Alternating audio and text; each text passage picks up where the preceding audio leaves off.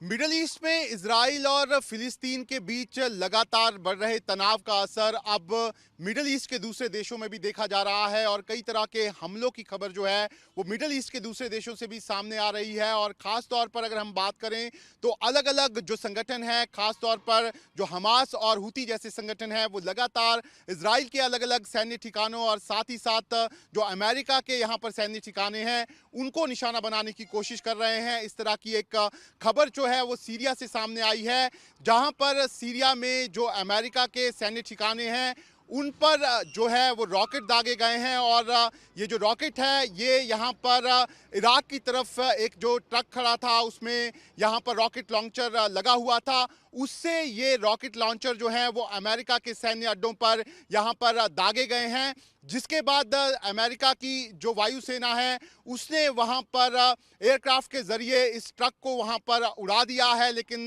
साफ तौर पर ये जाहिर हो रहा है कि लगातार अब जो मिडल ईस्ट में ये जो तनाव है वो बढ़ रहा है। मिडल ईस्ट में जो सैन्य अड्डे हैं खासतौर पर अमेरिका के, उनको यहाँ पर जो अलग अलग संगठन हैं वो यहाँ पर टारगेट करने की कोशिश कर रहे हैं।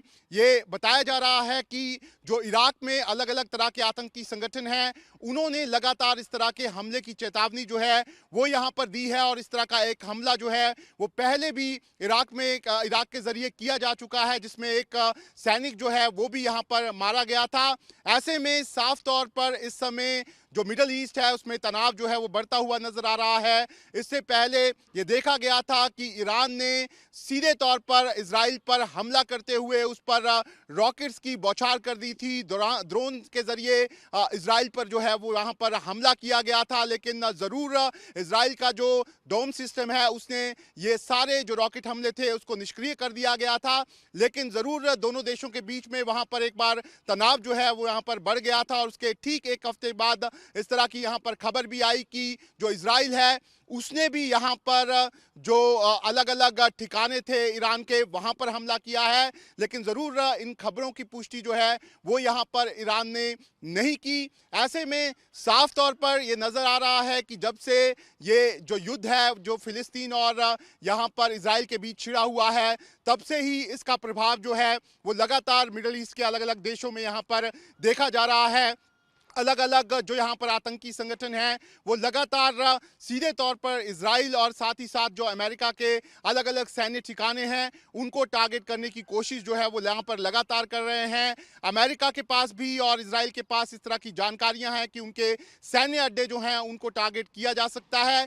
यही कारण है कि अमेरिका ने जितने भी अपने सैन्य ठिकाने हैं या फिर एयरफोर्स स्टेशन हैं उनको अलर्ट पर यहाँ पर रखा हुआ है और साफ तौर पर कहा है कि इस तरह के जो हमले हैं वो ज़रूर यहाँ पर किए जा सकते हैं। इस बीच जो इजराइल है वो लगातार फिलिस्तीन में अपनी कार्रवाई को यहाँ पर अंजाम दे रहा है। उसका साफ तौर पर कहना है कि हमास के कई ऐसे ठिकाने हैं जिसको वो यहाँ पर तबाह कर चुका है और अभी भी ऐसे कई इलाके हैं जहाँ पर वो लगातार अपने ऑपरेशन जो हैं वो यहाँ पर चला रहा है। लेकिन जैसे जैसे इजराइल की तरफ से ये हमले किए जा रहे हैं जिसकी वजह से इजराइल के खिलाफ कई यहाँ पर देश हैं जो उसके खिलाफ भी यहाँ पर खड़े हो गए हैं और उनका साफ तौर पर कहना है कि वो भी इन हमलों का जवाब जो है वो यहाँ पर दे सकते हैं। और लगातार यहाँ पर इजराइल जो है उस पर दबाव बनाने की भी कोशिश जो है वो यहाँ पर की जा रही है।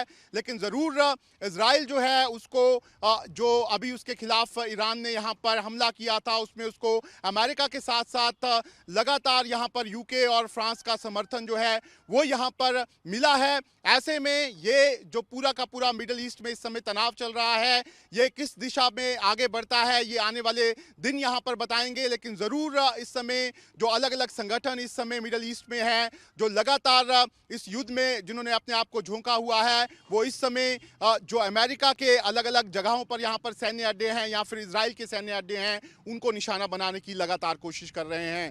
वीडियो जर्नलिस्ट इजाज अहमद के साथ शाहनवाज खान, न्यूज़ नेशन, जम्मू।